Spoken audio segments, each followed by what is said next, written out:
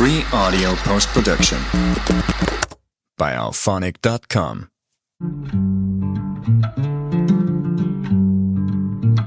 Welcome to Take It from the Iron Woman. My name is Susanne Müller, your host and the Iron Woman. This podcast is about empowering yourself and others to make real changes in the world.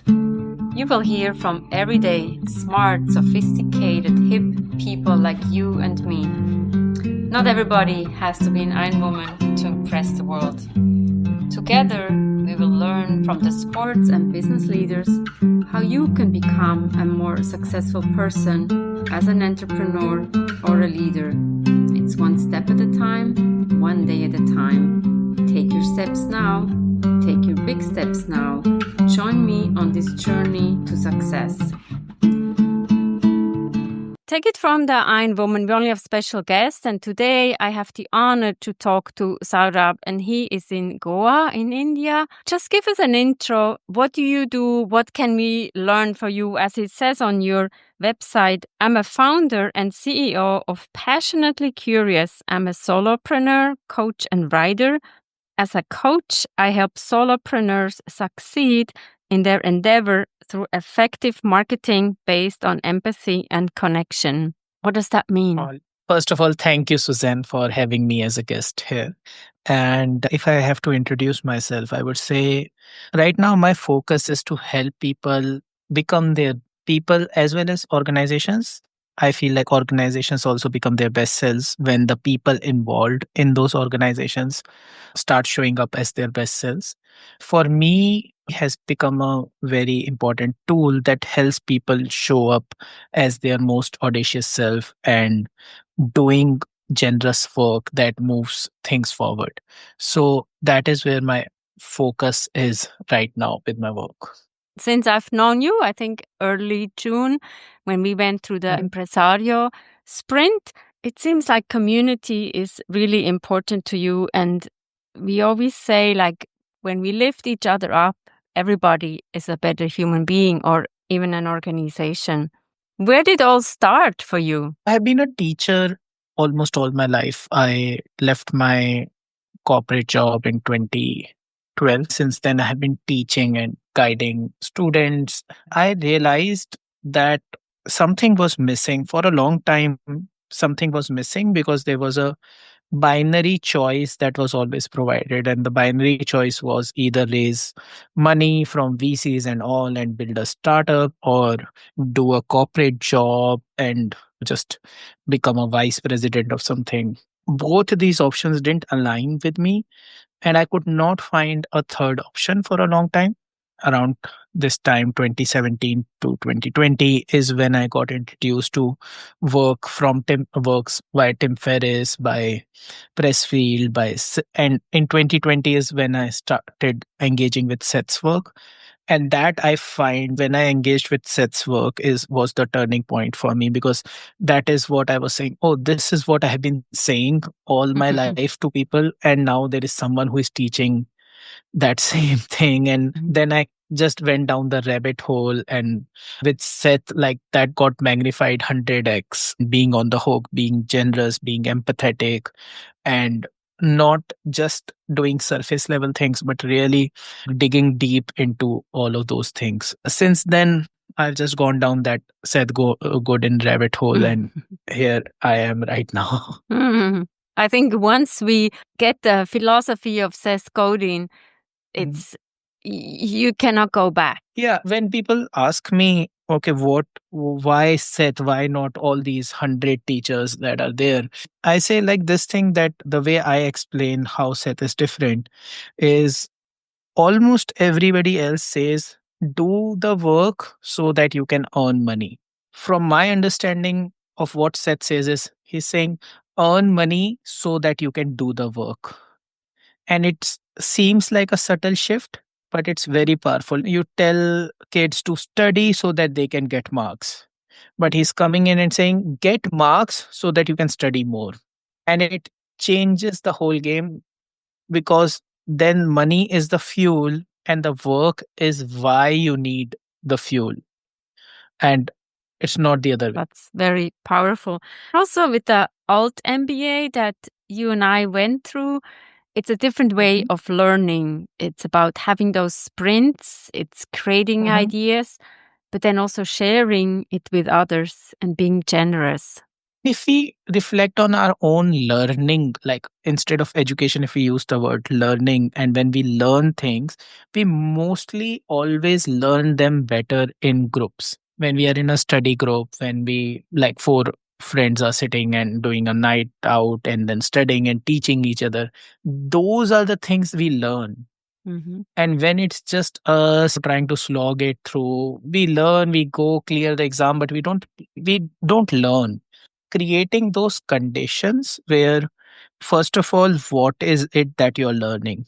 And so in alt MBA, I think one of the big things was decision making, that you start seeing decision making as a skill. Then you are with five other people or four other people, and you're saying, hey, I want to be on the hook and I want to have feedback on this decision that I took so that I can get better at making decisions. And that is very powerful because then as a group, we keep getting better at the skills we focus on.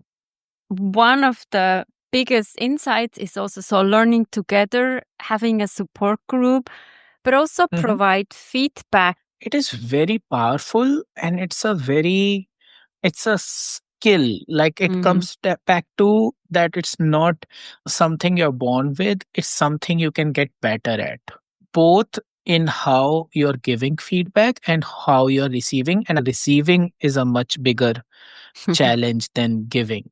Also, differentiating between feedback and advice.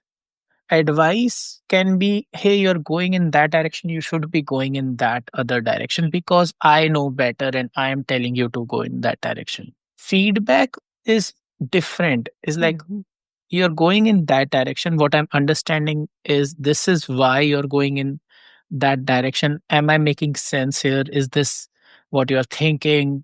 Doing the hard work of putting yourself in the shoes of the person you're giving feedback to. Feedback is much more challenging than advice, and most people usually resort to advice than giving feedback. And similarly, when you are getting feedback, it's a skill to differentiate constructive and not constructive feedback. But when it's constructive feedback, how do you receive it? How do you say thank you? And how do you learn from it? That's a skill that we can get better at when we are in these kind of situations.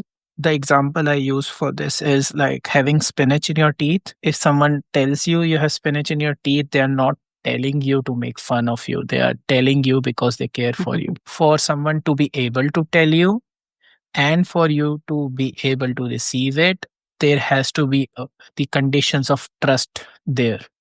That you trust this feedback, you trust this person is on your side. And I think that creating those conditions is the key. When those conditions are created, a lot of good things happen and we become better at learning these skills of receiving feedback because we know that when we are getting the feedback, we know that this person is coming from a good place. This is something that keeps compounding over time because when we build those circles and work with them again and again, we can start giving more and more strategic feedback because we have earned that trust over time. And you're so amazing. I've seen you in the Impresario sprint and the strategy session. And I like when you say, does it make sense? Yes, no, yes, no. So, first of all, this habit is from my teaching years. Tell us a little bit about your journey. 2 years is a long time.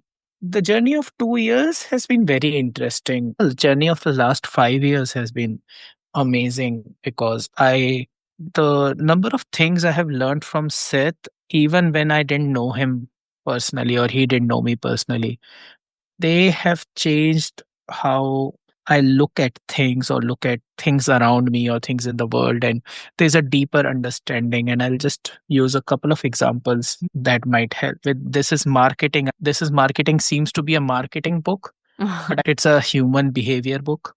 Like once you start going down in the concepts and then you start seeing human behavior everywhere, showing those concepts of affiliation, status, tension. The more you start seeing them, the more you start understanding how powerful those forces actually are.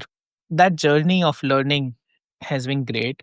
In Purple, I feel like what amazes me is the generosity of the members Mhm. here, and how they keep showing up for each other and keep showing up and keep showing up.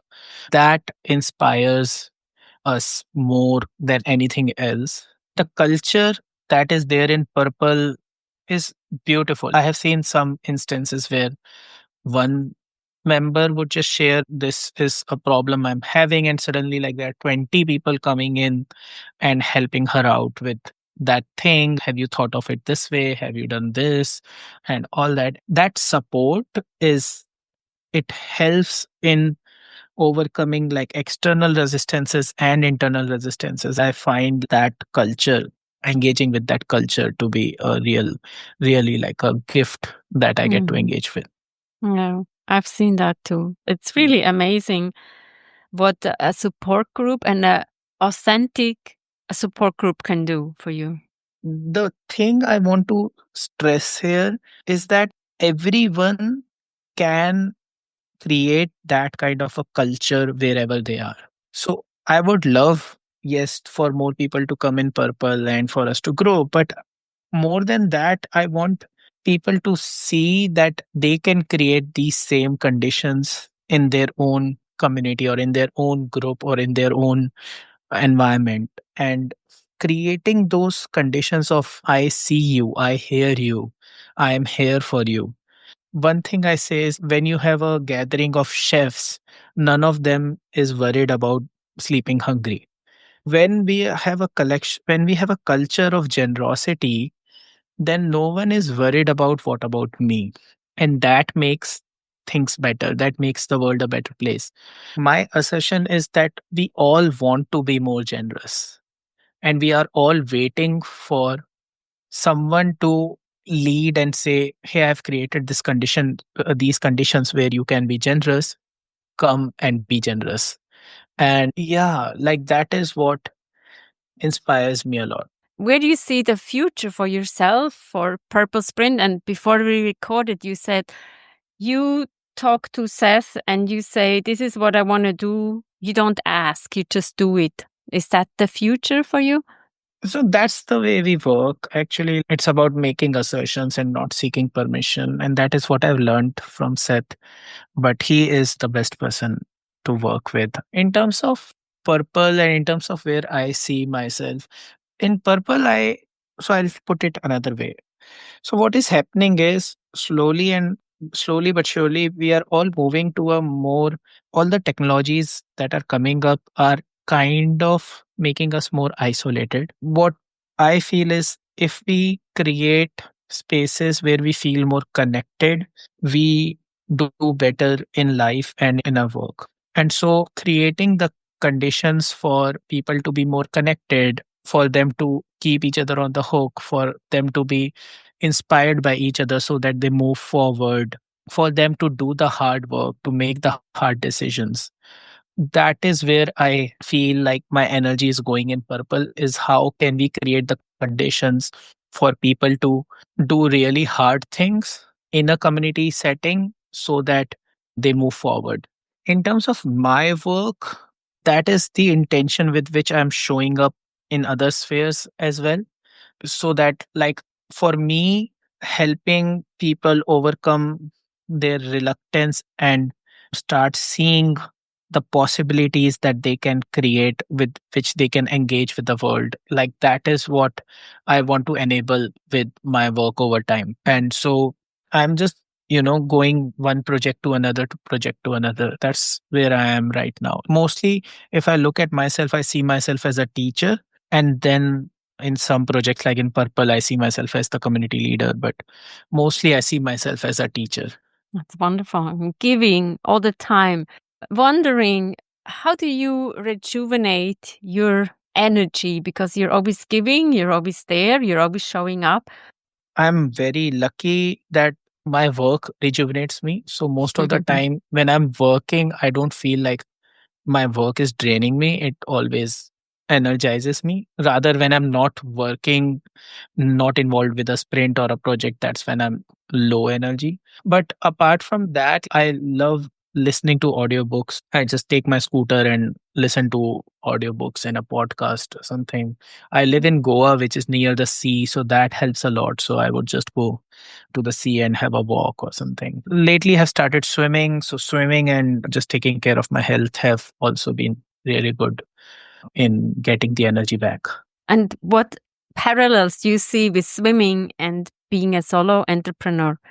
Oh, there are so many. There's so many. Everything right now, I'm in that space in the last few months where I'm seeing parallels in almost everything, like whether it's swimming or atomic habits or strategy, and I'm seeing the same thing, and it all comes down to the feedback loops and compounding.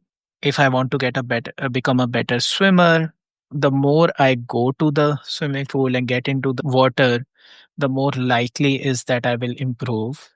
You have to ship it. You have to be in the pool. You can't just think about swimming and get better at swimming. I can't swim at my home. I have to go to the pool Mm. and only then I can swim. And that's what I'm learning with my work. If I want to work on a project, have I created that space for that project where I'm working just on that project? That makes it such a powerful tool Mhm. because once you pick a place and time which is just for that work, then you can sit and figure out, okay, what decisions you're making or what actions you're taking. But do you have that space and time for that particular project? And because today we use the same device and same desk and same setup for doing everything, that is one insight that I learned. I can't swim at my home. I have to go to the swimming pool. So for different things, I have to find different places to go and different times to work on them. Oh, that's such a powerful insight, and in a way, small but very significant. You have to go to the swimming pool in order to swim. You cannot do it at home. Any favorite of your audiobooks that you'd like to share? For sure. I love this question. I have listened to The Art of Possibility, I don't know, 1,000 times. I love that. And I might not be exaggerating when I say 1,000 times. Maybe Audible might publish a case study on me on how can someone listen to one book so many times. But Art of Possibility is one book that changed my life. Strategy is such a powerful book. It's a book that you need to invest in that book. You need to listen to as well and to read. Then in terms of audiobooks, my favorite narration is Elizabeth Gilbert's Big Magic. She is amazing. Not only the book is magical, but the way she narrates the book, it's like a friend whispering in your ear. And so that is one of the most beautiful audiobooks that is it. I can keep going. We have wonderful suggestions here, but thank you so much for giving us uplifting advice and wisdom how to build a community and be better self. So we wish you good luck, and hopefully I can see you many more times in a strategy session or an impresario sprint. Thank you so much.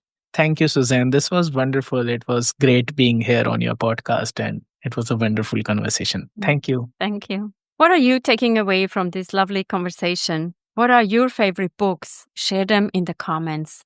We can all create a library of our favorite books. And Take It From the Iron Woman, we have episodes every Monday. Come and join us. We have more than 500 episodes.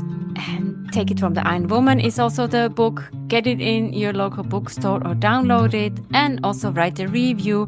Like and write a review for this podcast where you're listening to this episode. Thank you so much for your support, and we'll see you next time. Bye-bye.